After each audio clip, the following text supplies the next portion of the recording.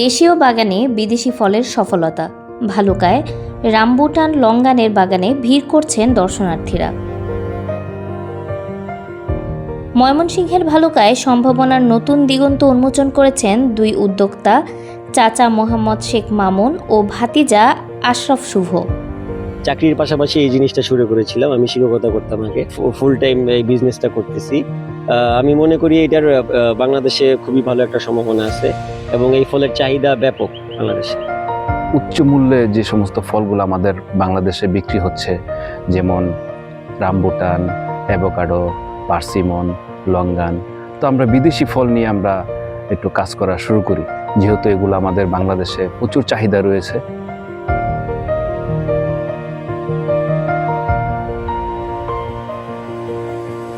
কয়েক বছর আগেও যেখানে ছিল আম, পেয়ারা ও বড়ইয়ের মতো দেশীয় ফলের বাগান, সেখানে এখন শোভা পাচ্ছে থাইল্যান্ড থেকে আনা রামবুটান ও বিভিন্ন জাতের লঙ্গান। খেয়ে দেখলাম যে আমার লিচুটা খুব ফেভারিট একটা ফল, তো খেয়ে দেখলাম খুবই ভালো লাগছে। তো তখন আমি বললাম যে আমি এই ফলের বাগানটা কোথায় আমি যেতে চাই। তো যখন আমাকে বাগানে নিয়ে যায়, আমি বাগানের মাটি দেখলাম যে বাংলাদেশের মাটির মতোই, ওই থাইল্যান্ডের আবহাওয়া বাংলাদেশের আবহাওয়ার মতোই। তখন আমি চিন্তা করলাম যে এটা তো আমাদের দেশেও সম্ভব। প্রায় 20 বিঘা জমির এই বাগানে রয়েছে 350টি পরিণত রামবুটান গাছ, পাশাপাশি four season, Kohala, ruby white, ping pong ও ডায়মন্ড রিভার সহ বিভিন্ন জাতের লঙ্গানের পরীক্ষামূলক ও বাণিজ্যিক চাষ করছেন উদ্যোক্তারা। যখন আমরা রামবুটান চাষ করি, এর আগে আমরা দেশীয় ফল দিয়ে আমরা বাগান করেছিলাম, পেয়ারা, বড়ই আর পেঁপে। দেখতাম যে ফলগুলো হারভেস্ট করে যখন আমরা বাজারে বিক্রি করতাম, পরে আমরা দেখতাম যে আমাদের ওয়ার্কার পেমেন্টটাই আসতো। তবে এই উদ্যোগ শুধু ফল উৎপাদনেই সীমাবদ্ধ নয়, সময়ের সঙ্গে সঙ্গে বাগানটি কৃষি পর্যটকের অন্যতম আকর্ষণে পরিণত হয়েছে।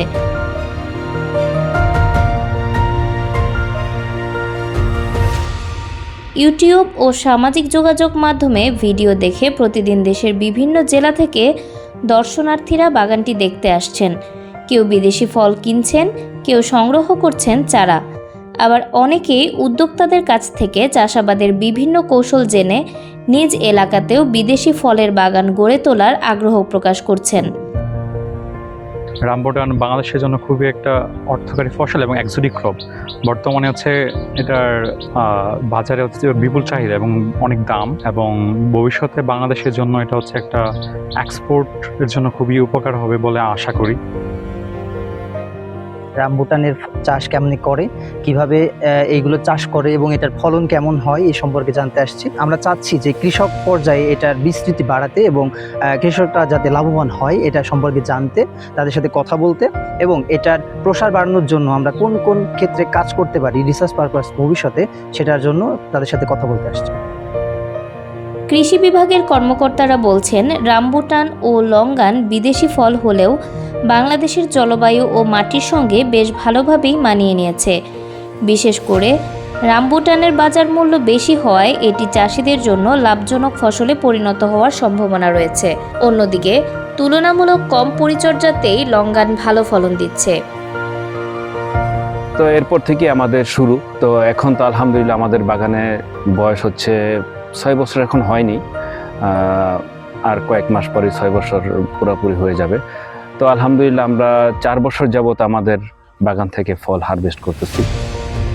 বর্তমানে অল ওভার বাংলাদেশ আমরা এখান থেকে দিচ্ছি, যেমন বিভিন্ন সুপার শপ থেকে, তারপর বিভিন্ন ঢাকার ফলের আড়ত থেকে ওনারা নিজেরা এসে বা লোক পাঠিয়ে দেয়, ওনারা এখান থেকে নিয়ে যায়। সঠিক পরিকল্পনা, আধুনিক চাষাবাদ পদ্ধতি এবং কার্যকর বাজারজাতকরণ নিশ্চিত করা গেলে রামবুটান ও লঙ্গানের বাণিজ্যিক চাষ সারা দেশে আরও ব্যাপকভাবে বিস্তার লাভ করতে পারে। উচ্চ মূল্যের একটি ফল, এই ফলটি আমাদের বাংলাদেশে এখন আমরা 1500 টাকা করে কেজি দরে আমরা বিক্রি করতেছি বর্তমান প্রাইস, এবং পাইকারিও বিক্রি হচ্ছে। বিভিন্ন দূর দূরান্ত থেকে পাইকাররা আমাদের বাগানে চলে আসতেছে। যারা নতুন উদ্যোক্তা তাদের কাছে একটা কথা বলতে চাই যে আপনারা যারা কৃষিতে আগ্রহী, যারা কৃষি কাজ নিয়ে এগোতে চান, তারা দয়া করে আমাদের সাথে আসেন, কথা বলেন, আমাদের বাগানে আসেন, ভিজিট করে বাগানটা ঘুরে দেখেন, চাষ পদ্ধতি সম্পর্কে শিখেন। এরপরে ইনশাল্লাহ আপনারা এখানে আগাতে পারবেন। ভালুকার এই বাগান তাই শুধু 2 উদ্যোক্তার সফলতার গল্প নয়, বরং দেশের কৃষিতে নতুন সম্ভাবনার এক উজ্জ্বল উদাহরণ। বিদেশি ফল চাষে আগ্রহী নতুন উদ্যোক্তাদের জন্য এটি এখন একটি বাস্তব অনুপ্রেরণার মডেল।